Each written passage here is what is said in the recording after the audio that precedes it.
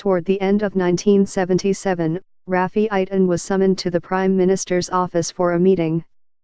The regime of the Shah of Iran was faltering, and Israel knew it was only a matter of time before Ayatollah Ruhollah Khomeini, the exiled Islamic leader, would return to his country. The 1970s was the honeymoon of Israeli-Iranian ties. Israel had an embassy in Tehran and enjoyed close military and intelligence cooperation with the Shah and his pro-Western government, which, according to media reports, included the development of long-range ballistic missiles. Eitan was serving as Prime Minister Menachem Begin's advisor on counterterrorism, and Jerusalem wanted to see if there was anything it could do to help stabilize its embattled ally. Be the first to know. Join our Facebook page. Function D S ID var JS FJS equal D get elements tag name S 0 if D get element bid ID return JS equal D create element S JS.id equal ID JSSRC equal / connect facebook.net/n_us/ all JS number XFBML equal 1 and app ID equal 1634148068997 FJS parent node insert before JS FJS document script Facebook JS SDK. Eitan knew Iran well. In his previous post as head of the Mossad's operations department, Eitan flew frequently to Iran, visiting the country some 50 times in 5 years. At the time, he was tasked with helping the Iranians establish their own operations team. Until a few years ago, some of Eitan's old Iranian counterparts still called him ahead of Jewish holidays together with Uri Librani, who was then the ambassador to Iran. Eitan came up with an idea to establish a special Iranian military force that would work to neutralize Khomeini's primary supporters in the country.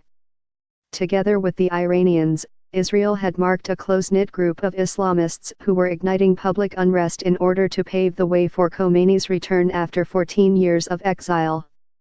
The thinking was that if these people were stopped, the revolution everyone saw coming would be stopped as well. In the end, the initiative never took off. And despite the 40 years that have passed, Eitan believes Iran can still change and go back to the way it once was, pro-West, allied with Israel and a country that showed the world a moderate version of Islam, as opposed to the extremism it propagates today. Eitan is something of a legend in Israel. Born in 1926 in a small kibbutz in northern Israel, he played a key role in Israel's defense and intelligence community for over 70 years.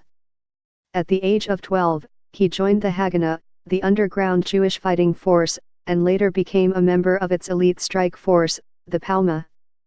After World War II, he got involved in smuggling Jews into the country, at a time when it was controlled by the British. One memorable escapade involved blowing up a British radar station used to detect illegal ships approaching Haifa port.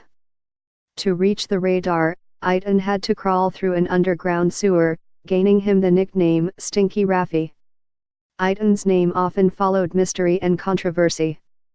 In 1960, in a daring operation, he led the team of Israeli agents that located and captured Nazi SS officer Adolf Eichmann in Argentina in 1968, and according to U.S. government documents, he paid a visit to a nuclear fuel plant in the United States, from which 200 kilograms of enriched uranium later went missing, widely suspected of having been diverted to Israel's highly classified nuclear program in 1981. While serving as Begin's advisor, Eitan was appointed head of LAKAM, a shadowy organization that operated under the Defense Ministry and which was responsible for collecting, some might say stealing, scientific and technological know-how. Eitan was responsible for operating Jonathan Pollard as an Israeli spy within U.S. naval intelligence, an affair that would strain Israeli-US ties for decades. In 1987, after taking responsibility for the Pollard affair, now, he prefers not to say anything that could undermine the former agent's chances of being allowed to leave the U.S. Eitan resigned from LAKAM, which was eventually disbanded.